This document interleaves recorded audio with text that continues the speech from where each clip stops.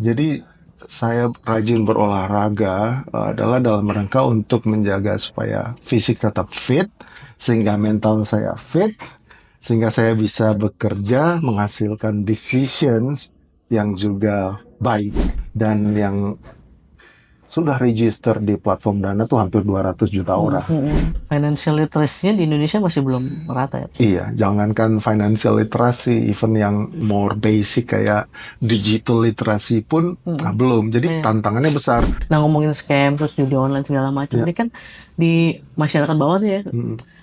nama Dana tuh kenceng banget tuh Pak ya.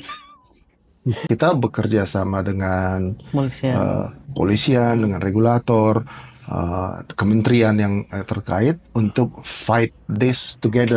Karena kita tahu bahwa it's actually a scam kan.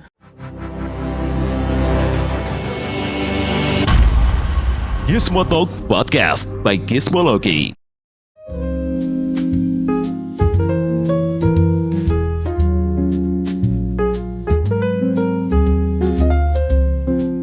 Halo Gizmo Friends, ketemu lagi Sari di sini. Hari ini bersilaturahmi ke kantor Dana di kawasan Gatot Subroto. Nah, kebetulan kita akan mewawancarai salah satu petinggi ya. Tapi emang orangnya tinggi sih. Chief Technology Officer e-wallet Dana, Pak Norman Sasono. Yes, Oke, ini thank you. nggak ada hubungan sama Pangdam waktu Orde Baru kan Pak namanya? Ketahuan umurnya berarti. Maklum lah. Ya, kita akan cerita sedikit ya dengan Pak Norman. Mungkin kita pengen tahu dulu nih Pak, perjalanan karirnya Pak Norman gitu loh. Dari awal sampai jadi CTO di Dana gitu. Jadi apa sih yang membuat Pak Norman tuh tertarik gitu bergabung di dunia fintech ini ya? Oke, terima kasih.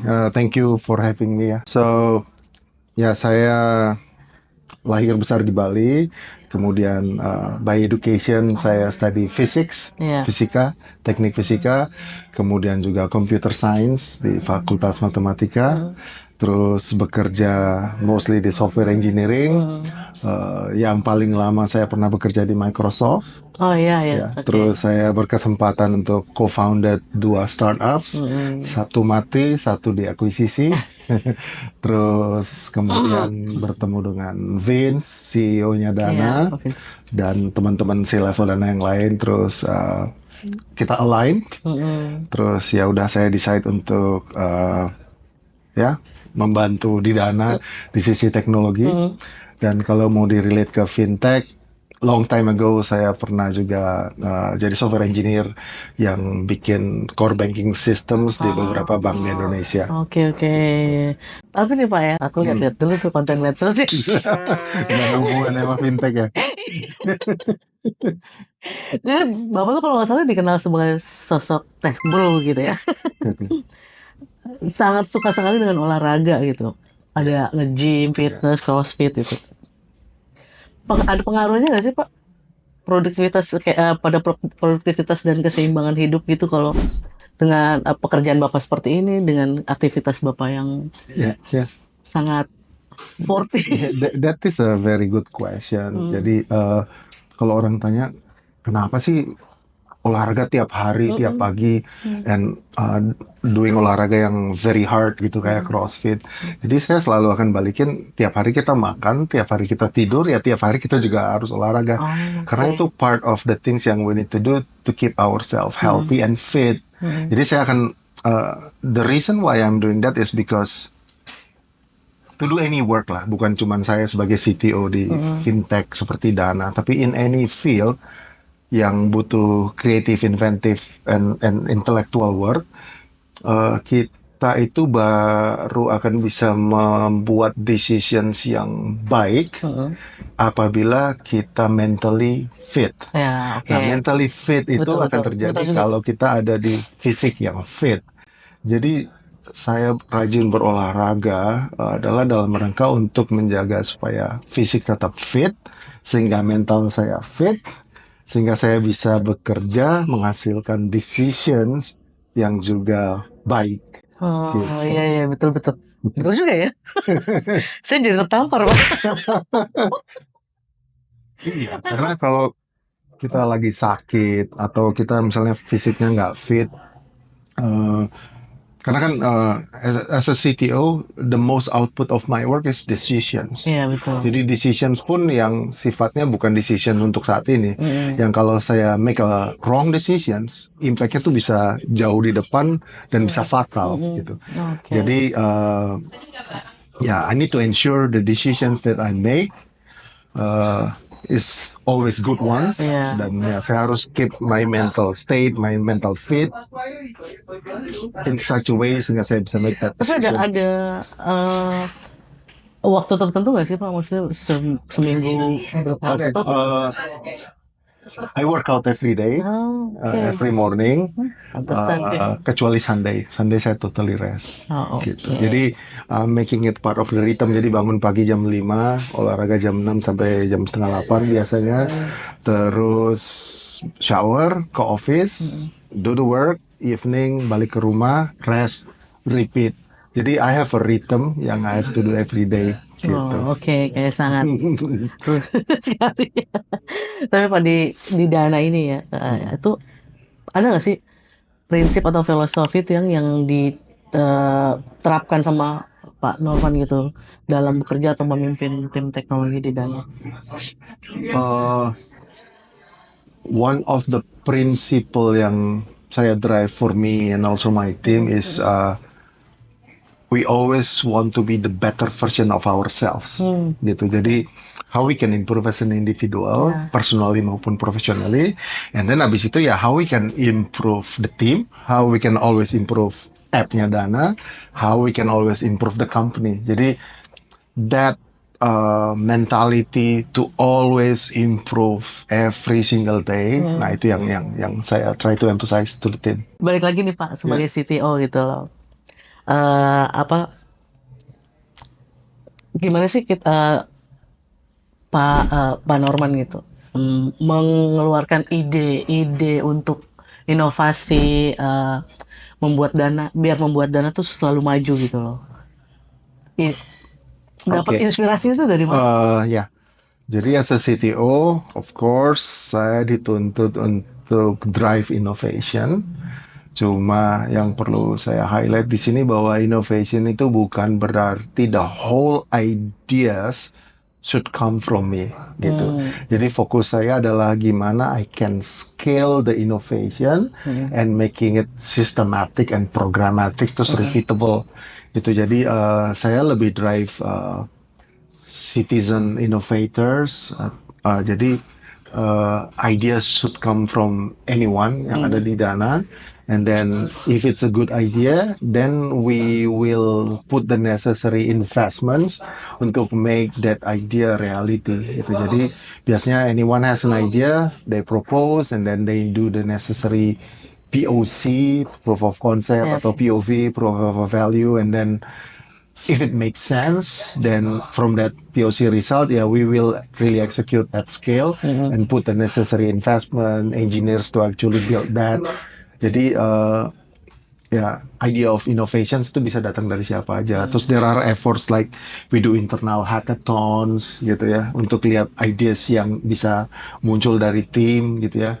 Terus even di kita punya hackathon itu if the team can come up with a good idea, terus it is made available in Dana apps, we are actually supporting untuk do profit sharing for that feature with the team yang in the hackathon yang propose that capabilities. Gitu. Oke. Tapi selama 5 tahun lebih ya Pak? Ya, almost 6 years. Almost 6 years Pak. Sekarang melihat posisi Dana di pasar fintech tuh seperti apa Pak? Perkembangannya dalam beberapa tahun terakhir tuh seperti apa dan bagaimana strategi Pak Norman untuk tetap membuat Dana tuh menjadi salah satu pemain besar gitu? Yeah. When we started mungkin 7-8 years ago, of course like everyone yang baru mulai kan, we were nobody. Terus I think we had good strategy, good team, good execution, and then we end up where we are today gitu ya. Dan kalau dilihat sekarang sih datanya available di di data.ai atau any other data eksternal gitu ya, dari jumlah aktif users dan seterusnya. Saat ini sih posisi Dana cukup baik di market gitu ya, dibandingkan dengan player serupa di field yang sama ataupun even dengan banks atau any other tech startup from di Indonesia. Jadi posisi Dana tuh cukup baik. Jadi we are at the spot where we aim. We want to be ada di mana gitu ya. And then nextnya adalah lebih ke gimana kita tetap bisa execute untuk bisa mempertahankan posisi ini dan even gets better over time gitu. Jadi nggak boleh complacent atau ngerasa bahwa we are already at this level and then we can chill. Justru nggak. Justru kita mesti harus execute harder. Emang lebih susah mempertahankan. Iya. Kalau olahraga gitu kan tinju atau MMA, to get the championship belt is easy, tapi untuk defend the belt is actually harder. Dan I think itu yang harus kita lakukan. Tapi ada tantangan terbesarnya nggak sih Pak selama yang Pak Norman hadapin gitu loh di bidang teknologi khususnya di fintech? Tantangannya tuh paling hebat yang mana gitu? Tantangan yang besar itu lebih untuk balancing antara speed, kita punya release agility, dengan compliance terhadap regulation dan juga untuk addressing risk. Gitu, karena kita nggak bisa cuman sekedar lari cepat, tapi kita harus lari cepat di dalam koridor regulasi dan juga sangat aware terhadap risk yang mungkin terjadi gitu. Karena risikonya kan risk. Sama selain itu dari sisi teknologi, untuk membangun teknologi yang canggih, secure, scalable itu easy with infinite money. Jadi challenge-nya adalah how we can achieve those with a good unit economics. Jadi ini dua challenge yang menurut saya besar adalah how to build proper technology with good unit economics, and then how we can be fast while still in compliance to regulations and risk aware. Tapi kan tadi dibilang Bapak punya startup ya pernah gitu. Ada beda nggak sih Pak untuk memimpin perusahaan yang besar seperti Dana ini dengan memimpin sebuah startup? Dana basically juga startup, tapi kita sudah sampai di fase scaling up lah sekarang. Betul. Jadi mungkin bedanya dengan startup saya sebelumnya adalah yang sebelumnya itu di area yang tidak regulated seperti Dana. Jadi kita bisa lari kencang, fail fast, make mistakes is very okay gitu ya. Kalau di Dana ya we still run fast as a startup, tapi ya ada area di mana ada regulasi, pengawasan, supervision. Jadi kan kita under Bank Indonesia gitu, supervision Bank Indonesia. Jadi nggak bisa lebih apa ya?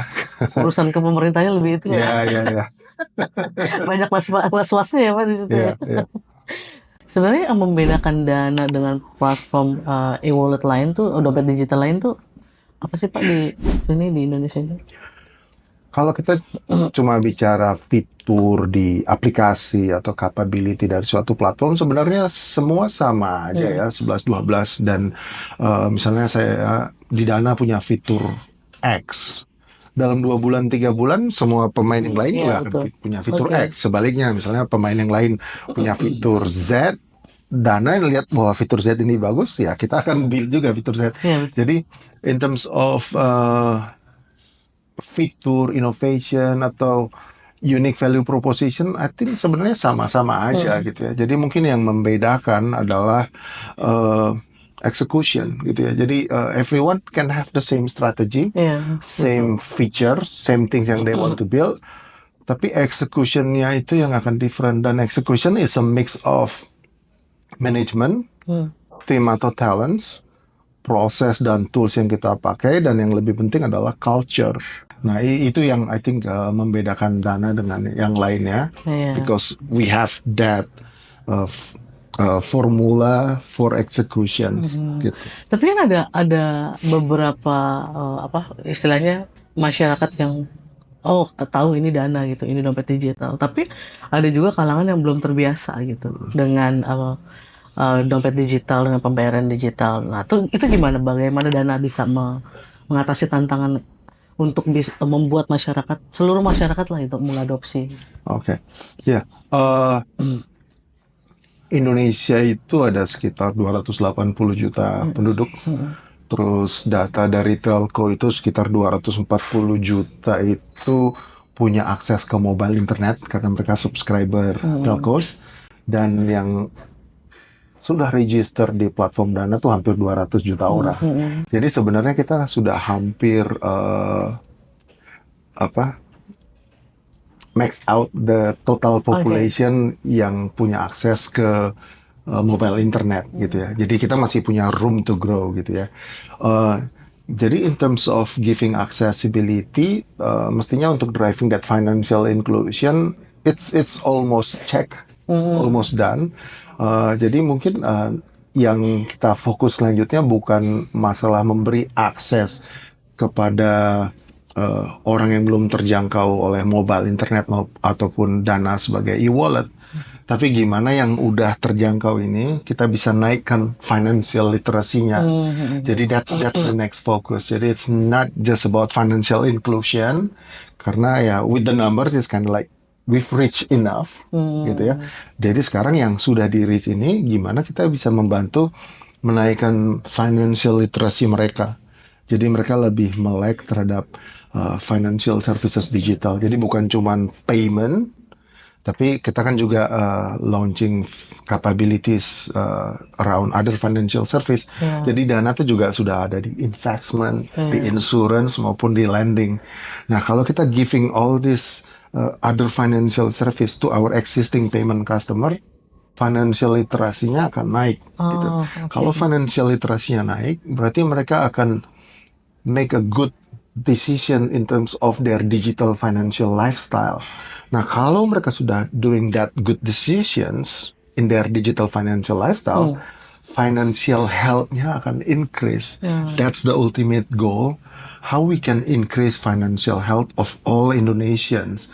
Jadi the whole nation itu secara finansial, kesehatan finansialnya naik gitu. Jadi inclusion is the groundwork, it's step zero before we can do all this. Berarti dengan kata lain, financial literacy-nya di Indonesia masih belum merata ya? Iya, jangankan financial literacy, even yang more basic kayak digital literacy pun belum. Jadi tantangannya besar. Mau drive financial literacy di satu sisi dan mau drive digital literacy di sisi yang lain. Karena solusi Dana kan kita pure technology app and platform, jadi pure digital. Jadi gimana pada saat yang sama mengedukasi masyarakat tentang digital literasi dan financial literacy. So that is the challenge gitu sekarang. Tantangan berat juga buat Dana ya, mengingat penggunanya. Berarti pengguna Dana udah hampir 50% dari total populasi Indonesia, bukan? Yang register banyak, jumlah active user juga bisa dilihat datanya, kan itu available di third party. Kalau demografi tahu nggak Pak? Maksudnya paling besar pengguna Dana tuh di... Kita itu notice bahwa kita punya banyak user itu tersebar di seluruh Indonesia, bahkan di tier 3 and tier 4 cities. Jadi nggak melulu cuma di kota besar tier 1 atau tier 2 aja.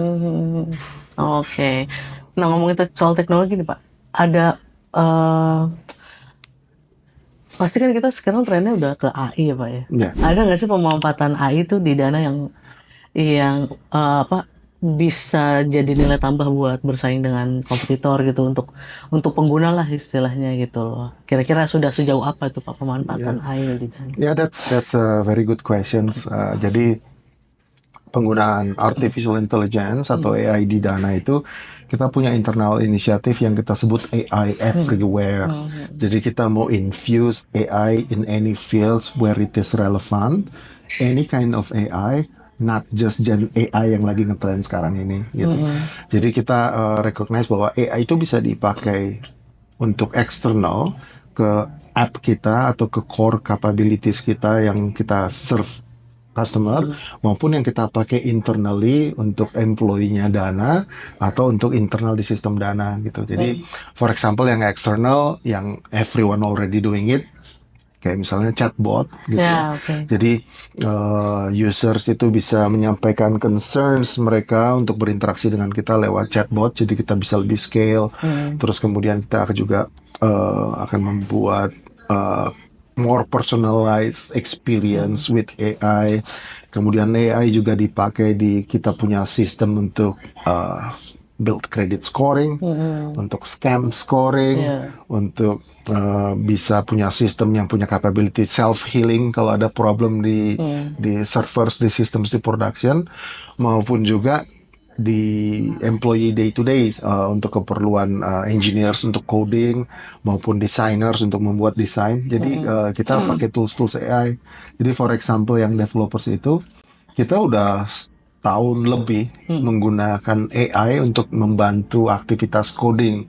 Dan dalam setahun terakhir, dari seluruh code baru yang Dana buat, 36% itu udah generated by AI. Oke, bisa sampai advance KYC gitu nggak sih Pak? Oh ya, KYC is always been there since the beginning, dan itu juga menggunakan AI gitu kan. Sampai bisa Ya, face recognition. atau menelaah transaksi yang mencurigakan seperti Iya, itu. iya, iya. Jadi Makanya itu tadi sampai kita ada scam scoring, jadi kita bisa lihat users yang punya pattern bahwa dia actually scammers gitu ya.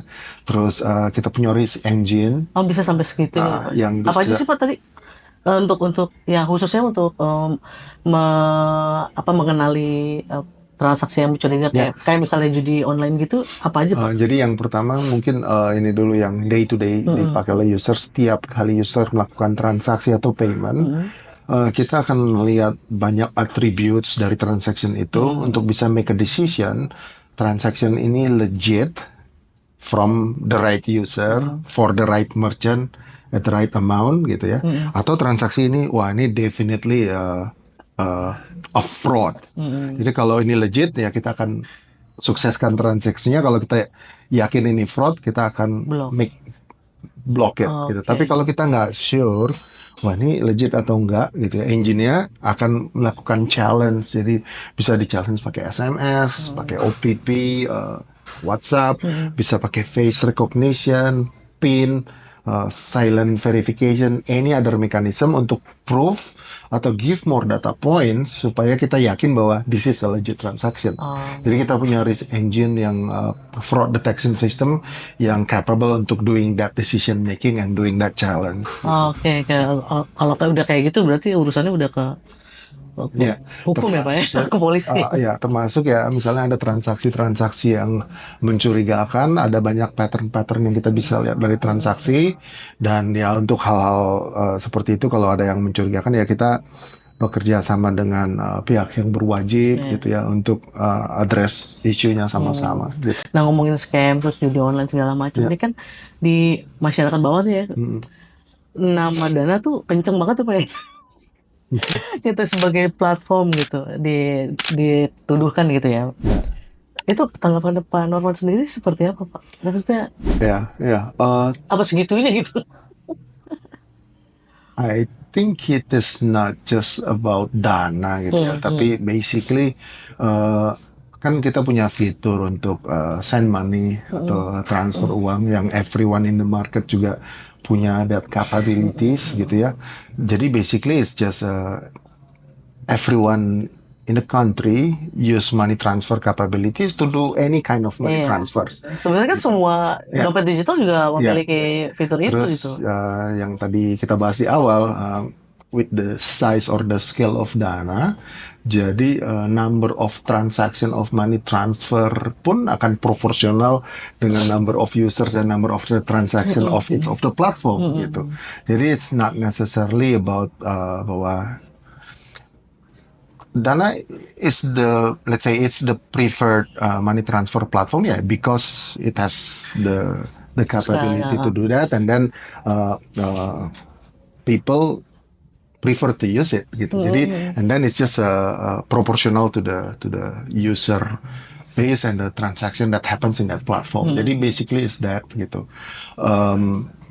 Terus kemudian yang tadi kita juga bahas bahwa kita bekerja sama dengan Polisian. polisian, dengan regulator, kementerian yang terkait untuk fight this together. Karena kita tahu bahwa it's actually a scam kan.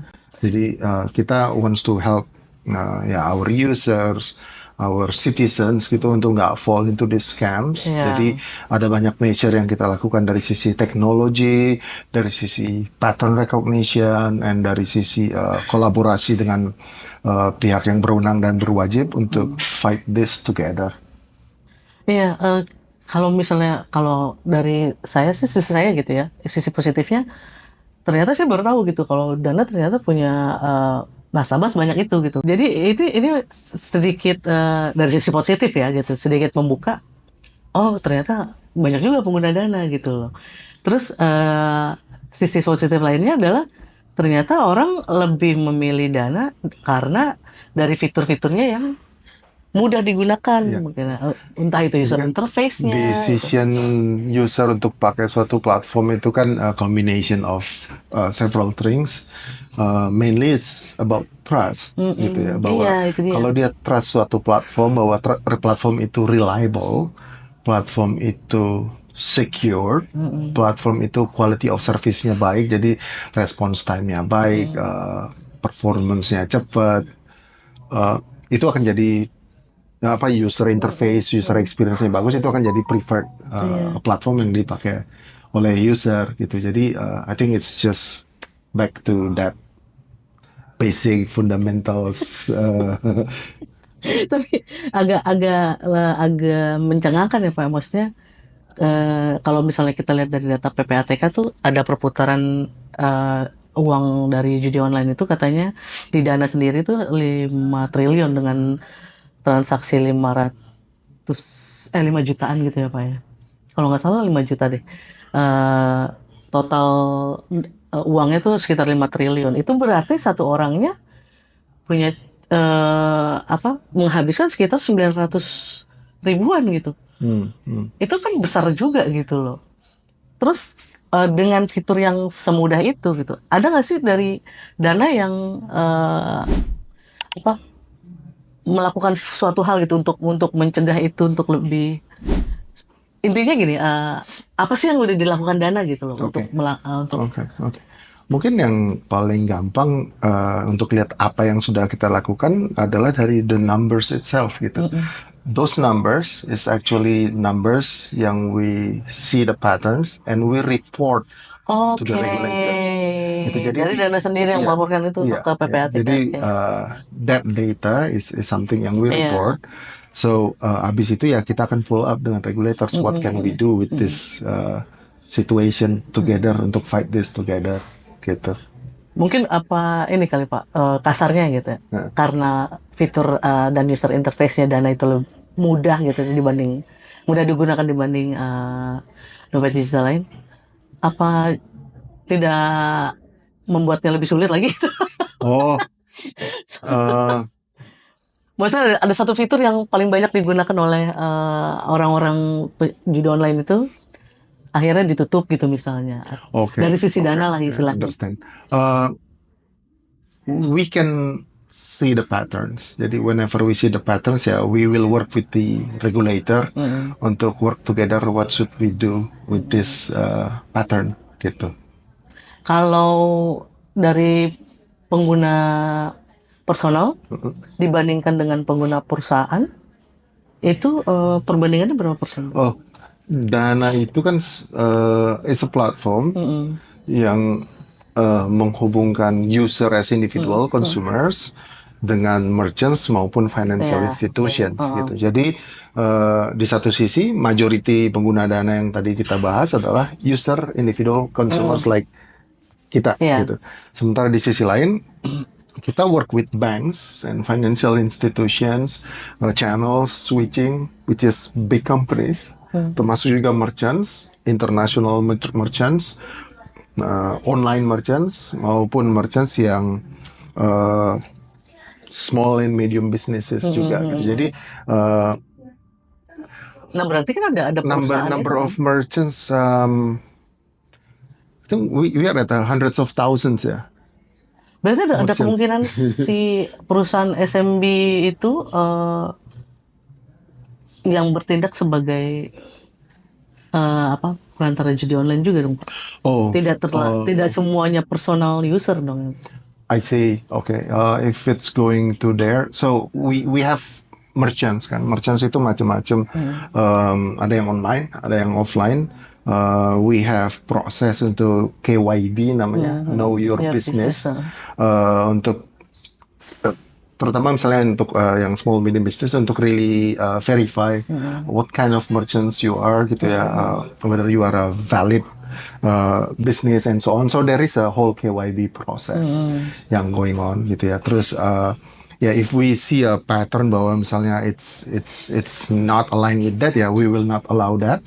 Dan if let's say there is merchants atau yang doing that ya, we like I said tadi, kita bisa see the patterns and we will work together with the authorities Yeah. untuk deal with this. Ya, kita kan Merchants. ngomongin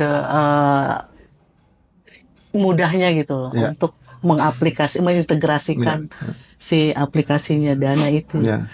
ke pemilik usaha. Karena itu kan Iya. one of our value proposition juga bahwa tadi kita trusted, terus kita friendly and we are accessible. Friendly itu ya Berarti mereka it's bisa- easy for anyone Bisa to mengintegrasikan integrate. API Dana secara mudah ke untuk Kalau misalnya online merchants ataupun anyone yang bisa consume our API, ya they need to integrate and it's actually easy to integrate with Dana as a payment Okay. platform gitu.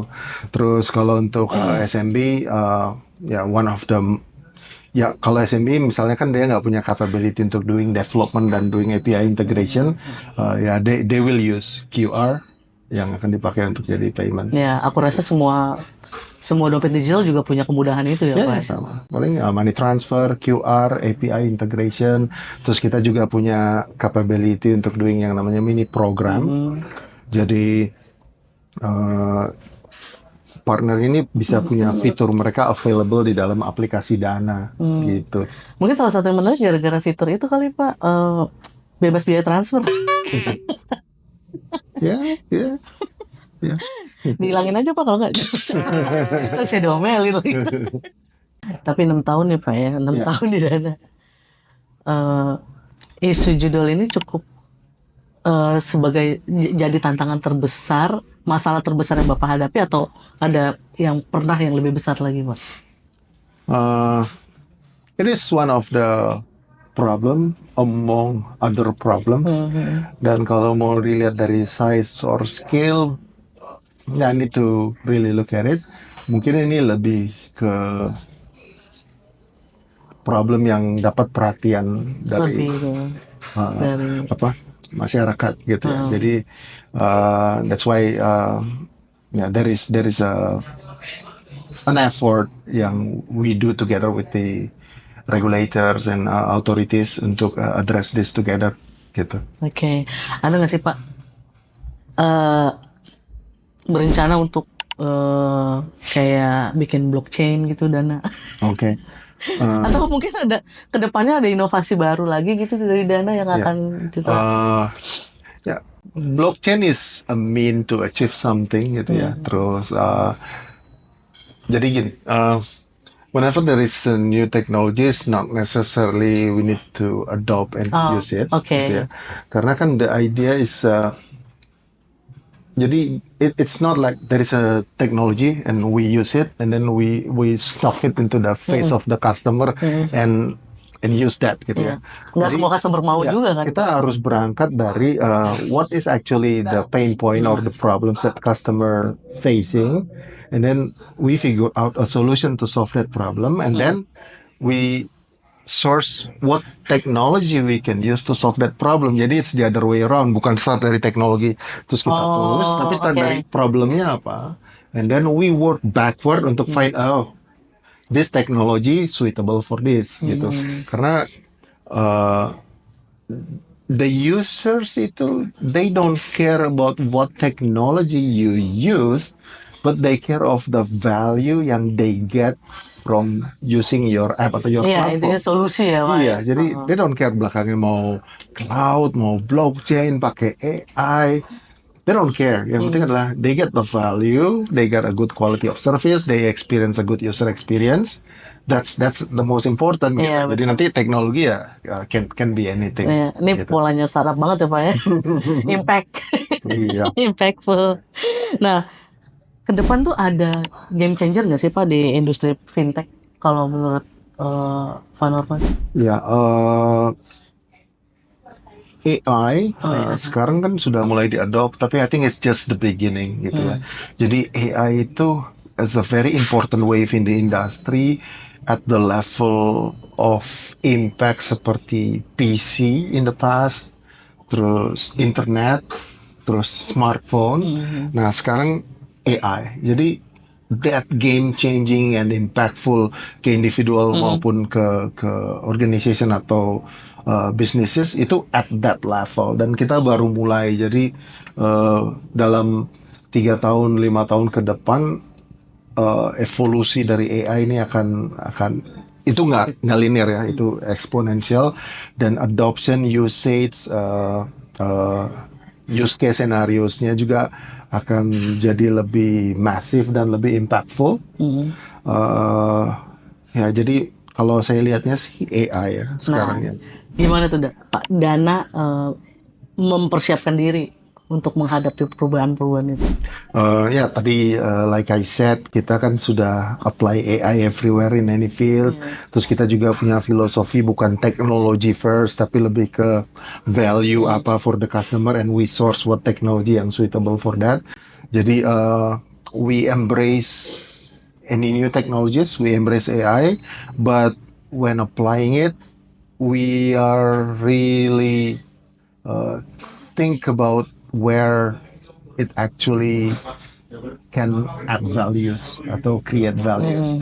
Karena kalau enggak kita akan kemakan hype ya, using a technology or AI for the sake of being cool of using that technology, but it actually enggak create any impact atau enggak create any value for the users gitu. Jadi that is actually bad gitu kan. Cuman keren aja pakai teknologi baru atau AI, tapi not much of a value yang dia generate. So we really care more about that. Terus for example yang sekarang lagi ngetrend kan ya generative AI, and then everyone try to use generative AI to solve any kind of problem, seeing it as a silver bullet.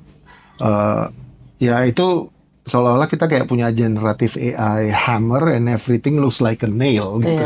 Jadi pokoknya semua harus pakai generative AI. Padahal kan there are problems yang should be solved with other AI techniques yang bukan generative AI gitu. Misalnya ada problems yang lebih proper diadres pakai traditional machine learning, atau even pakai just statistics, atau even yang rules based dan heuristics gitu. Jadi how we apply the right technology or the right AI technique to different kind of problems, fokus kita tuh lebih ke situ. Jadi we're not blindly just use apa yang lagi ngetrend. Iya, nggak selalu ngikutin arus lah gitu ya Pak. Kita very particular and very focus on separating hypes and fundamentals. Oke. Terakhir nih Pak. Ya. Kira-kira Dana 5-10 tahun ke depan akan jadi apa Pak? We just started in investment, insurance, and lending gitu kan, just like I said. Jadi when we begin, we set out as a payment company and e-wallet. Terus after 5+ years we run, now we think it's the time. We have a certain number of user base, and we start to introduce the investment, insurance, and lending, basically financial service. Then in the next few years, our focus and effort will be more on that yang tadi ya, increase the financial literacy. We're not just a payment company, but we are a company that help Indonesians in their daily digital financial lifestyle. That will be the focus. And then in the long term, actually benang merahnya ya dari payment financial services, ini is about business yang really based or rely on trust. Yeah. Jadi any businesses going forward in the future yang fundamental building blocks-nya adalah trust, that's where Dana will be. Iya, oke. Tapi kasih bocoran dong, Pak. Ya. Dalam beberapa bulan ke depan kira-kira ada layanan baru atau produk baru? I think investment we just launch ya. Kita baru work with a fund manager. Kita punya reksadana gitu ya. Atau fitur-fitur gitu, Pak? Penambahan fitur apa gitu? Fitur. Terlalu There's banyak a ya? lot of features. Terlalu banyak soalnya. Nggak heran Dana penggunanya banyak ya, Pak? Terus ini, one of the key adalah, of course, every now and then there will be big features yang we ship. Cuman I think we kind of like approach it more like we capitalize on smaller advantage and then just grind our ways to to win using that gitu. Jadi I don't really believe in like two big innovation atau features or breakthrough, but I'm a believer of everything is actually a sum or accumulation of every single decision and action and features that we ship. Jadi karena kalau it's just rely on one thing, everyone can just copy. Iya, betul. And then that one thing everyone will have it, and then so what gitu. Tapi the grind work untuk improve the user experience, the quality of service, capitalize on this like boring fundamentals, itu yang I think making us successful gitu. Betul, betul. Dan itu harder to copy, and then this kind of execution kan it's hard and boring ya. Jadi not everyone is nggak seksi lah. Jadi kalau kita bicara apalah AI, blockchain kan atau fitur ini, fitur itu, wah itu wow gitu ya. Iya. Jadi everyone will just do it. Susah soalnya untuk menjadi pioner tuh itu, Pak. Nggak gampang kan. Oke, kalau gitu kita udah ngebahas tadi beberapa isu penting, tapi kayaknya Pak Norman masih fresh banget gitu ya. Kayaknya terlalu berasap Pak ngomong terus di situ. Oke, terima kasih Pak Norman atas Terima kasih. kesediaannya thank udah you for mau having di Gizmo Talk kali ini.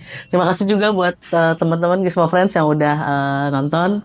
Ikuti terus Gizmo Talk berikutnya. Sampai ketemu lagi. Thank you.